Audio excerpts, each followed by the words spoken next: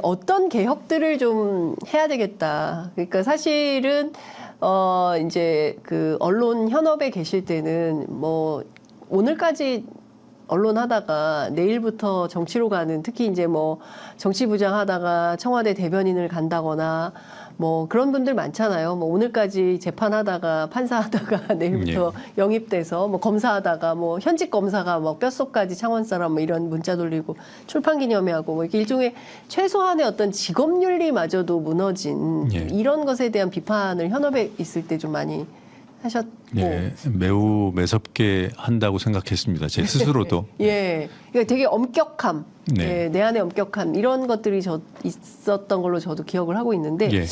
어떤 개혁을 해야 되겠다, 도무지 이것은 안 되겠다 싶어서 정치로 오신 건가요? 뭐 이미 언론도 또 정치권에서도 이게 가장 시급해하는 의제들이 있어요. 네. 기후 위기, 이거는 지구 전체의 생존의 문제잖아요. 네. 그리고 한국으로 좁히면 인구 위기, 네. 인구가 감소하는, 그것도 하여튼 되게 심각한 수준이라고 네. 다른 나라에서도 평가하는 그런 위기들, 또 뭐 인공지능 이 영역이 확장되면 결국은 인간 사회에 대한 도전이 될 수 있고, 네. 뭐 그 이전부터 있었던 청년 문제, 그다음에 양극화, 네. 이런 것들 지금 누가 여기에 천착해서 대안을 만들고 그거 가지고 어떤 정치권 간에 네. 어떤 토론하고 논쟁하고, 지금 무수한 시사 보도 프로그램들이 있지만, 대담 프로그램들이 있지만 네. 흘러가는 이슈 따라가기만 하고 있단 말이죠. 어디서 진지한 그런 토론을 볼 수 있습니까? 네. 국회에는 그럼 살아 있는가? 저는 그냥 그 기능이 죽어 있다고 봐요. 네. 그걸 기능을 살려내고 결과를 내는, 네. 대안을 만들어서 결국 국민 설득한 다음에 실행을 해야 되는 거잖아요. 그 단계까지 해보고 싶은 거죠. 해내야 된다고 보는 거죠. 예. 국회의원 좀 길게 하셔야 될 것 같다는 생각이 들어요. 길게 할 생각으로 결심했습니다. 예, 일단 국회에 한번 들어와서 세게 기후위기, 인구위기, 그 다음에 청년 문제, 양극화 문제, 특히 이제 그 격차 사회라고 하는데, 이 격차 사회에서 어떤 새로운 대안이 있을지 정치 영역에서 한번 실현을 해보겠다 말씀 좀 주셨어요.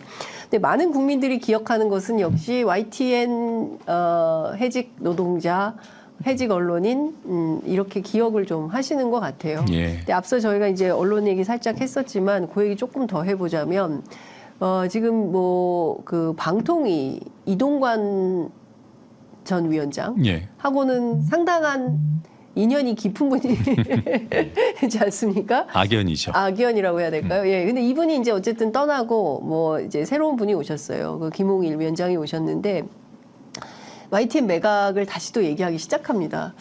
이건 좀 어떻게 보십니까? 왜 이렇게 정권이 그냥 YTN이라는 공영방송을 뭐 이렇게 정권 입맛 따라서 막 흔들려고 하는 걸까요? 제가 YTN 이제 사표 낸 게 지난해 3월이거든요. 네. 그때 지금처럼, 그 이후에 이제 본격화되긴 했습니다만, 지금처럼 우리 국민들께서 아시는 단계는 아니었어도 안에서는 민영화, 사형화 진행이 착착 되고 있다. 네. 그런데 이제 내부에서 싸울 것인가, 나가서 싸울 것인가, 나가서 싸운다면 다른 싸움도 할 수 있다. 이게 제 의식의 흐름입니다. 언론 안에 있으면 언론 개혁을 위해서만 싸울 수 있겠죠. 예. 나머지는 이제 시민으로서의 행동이고. 네. 근데 그때 민영화 싸움도 저는 제 어떤 YTN 내에서의 그런 위치, 네. 이런 것들로는 힘들다고 판단을 한 거예요. 한계가 있다고 판단한 거예요. 그래서 예. 더 넓은 싸움을 하고 싶었고, 예. 그때 이미 이동관 설이 나오고 있었습니다. 작년 3월 그 무렵에 이미 예. 이동관일 것이라고 나와 있었어요. 예. 그리고 그대로 됐어요. 8월 말에 이제 취임했잖아요. 그렇죠. 그 전에 이제 뭐 그 청문회도 거쳤고. 네. 근데 저는 뭐 그때 이동관일 거라고 예상했어요. 그러니까 언제 그 당시 한상혁 위원장이 예. 밀려 나가느냐, 예. 그 시점의 문제인 것이지, 예. 그 이후 프로세스들은 다 준비돼 있었다고 봤던 거고. 예. 근데 왜 이동관일까? 그때부터 생각을 해봤죠. 그럼 언론 장악 기술자이기 때문에.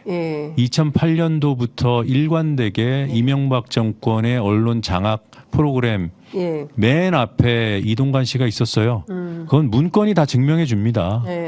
뭐 모니터링 뭐 세게 한 정도로 말씀드리는 게 아니라 그냥 개입했어요. 문제 있으면 문제 있다고 적어서 시정을 직접 그 청와대에서 요구했어요. 그것들이 문건으로 다 남아 있어요. 그리고 그 뭐 기자들하고 현직 언론인들하고 대통령하고 연결시켜 주는 거 그 문건에 문건 작성자가 이동관이에요. 그런 거 했던 사람을 불러낸 겁니다. 이미 관 속에 넣어서 매장시켰던 이 사람은 언론인 출신으로 언론을 장악하려고 했던 사람. 물론 낙인 찍혀서 관에 딱 이름 박아서 묻었어요. 그걸 윤석열 정권이 파낸 겁니다. 다시. 우리는 지금 강시랑 싸우고 있는 거예요. 근데 제가 그 당시에 생각했던 것은 이동관을 막고 YTN 민영화 막으려면 YTN 기자로 저는 힘들다고 봤어요.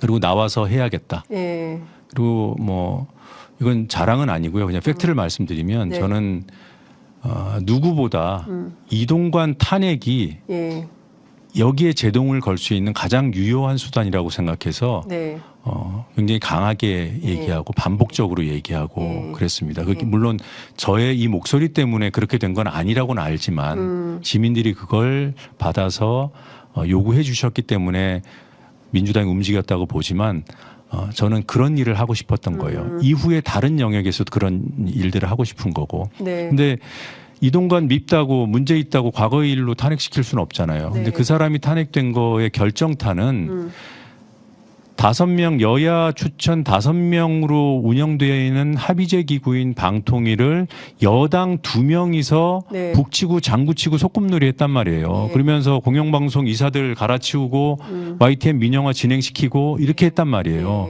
그러니까 여야가 합의하라고 한 기구에서 여당 위원 둘이서 두드렸으니 이걸 위법이라고 보지 않을 수 있나요? 그렇죠. 제 법상식으로는 그래요. 그래서 탄핵 직전까지 갔던 거죠. 근데 김홍일 위원장, 대통령의 검사 선배, 그 사람이 뭘 한다고 여기 와서 몇 달 동안 조용하더니 뭐 하겠다고 그래요? YTN 민영화 이제 승인만 하면 되는 거예요. 그 다 경매 다 끝났잖아요. 입찰 끝났잖아요. 이제 두드리면 됩니다. 그걸 하겠다는 건데 아직 방통위원은 여당 2명뿐이 없어요. 그럼 또 똑같이 그걸 가지고 하면 저는 탄핵 가야 된다고 봅니다. 김홍일도 탄핵해야 돼요. 당연히 해야 됩니다. 여야 위원 5명이 하라는 걸 그 법이 그렇게 요구하는데 2명이서 그것도 여당 2명이서 하면 그래도 된다? 그럼 우리 사회 민주주의는 뭐 1보 후퇴가 아니라 10보 100보 후퇴하는 거예요.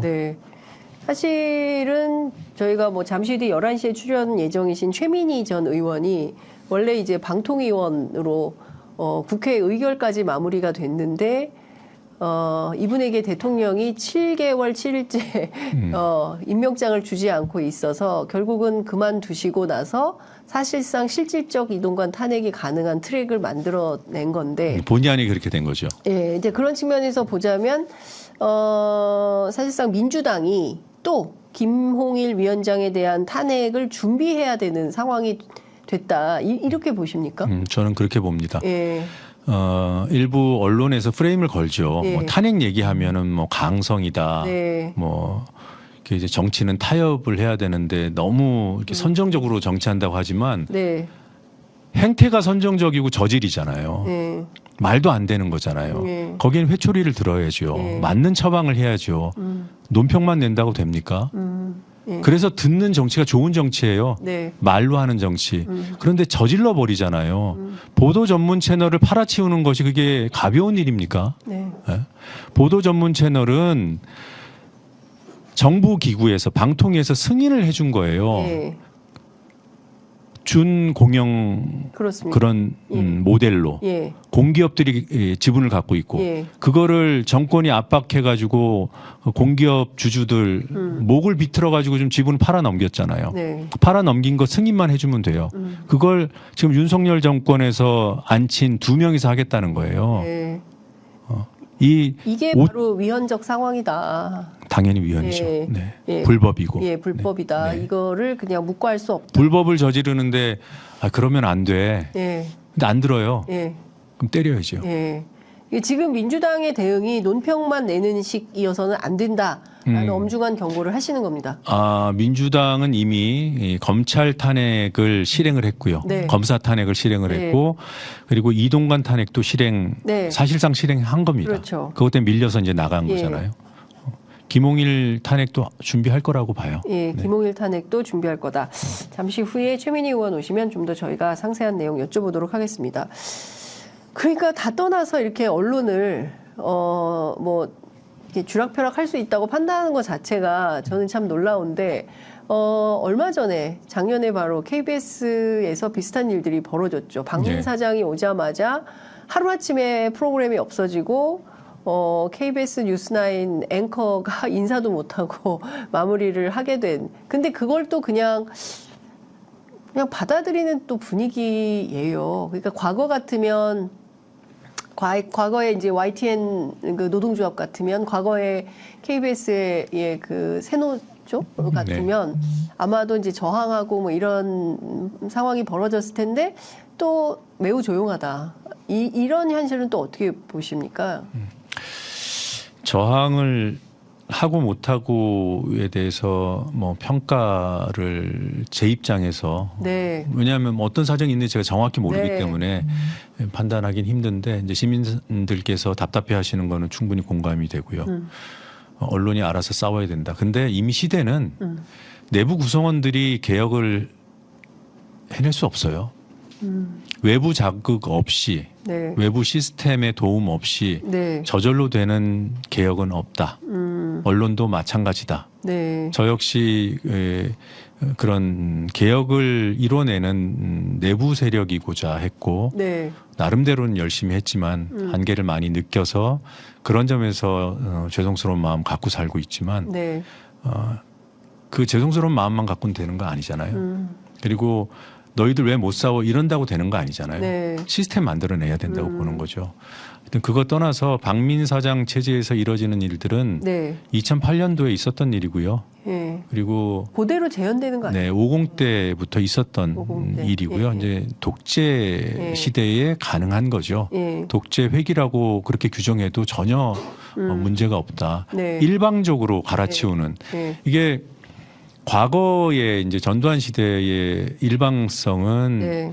내부의 어떤 제도는 없었기 때문에 그냥 권력자의 그 행패만 있었던 거예요. 네. 근데 지금은요, 그 전두환 시대를 겪으면서 87년 체제의 어떤 그 시스템, 네. 그것이 임명동의제거든요. 그 노동조합이 결성이 되고 네. 거기서 보도, 제작, 편집의 독립성을 확보하기 위한 노동조합 운동의 결과물이 임명동의제. 그게 이제 보도국장, 편집국장, 시사제작국장, 네. 보도본부장 이런 사람들. 예, 예. 근데 그게 이제 단협으로 들어가 있어요. 예. 법에 우선하는 단체 협약에 들어가 있는데 KBS는 그걸 무시하잖아요. 그렇죠. 네. 독재 시대를 겪으면서 거기에 대한 문제의식으로 저항의 결과물로 시스템을 만들어냈는데 그 시스템. 정권이 내리꽂은 경영진이 그 시스템을 파괴하는 현실. 네. 그래서 더 심각하고 예. 더 저질이라고 저는 보는 겁니다. 예. 네.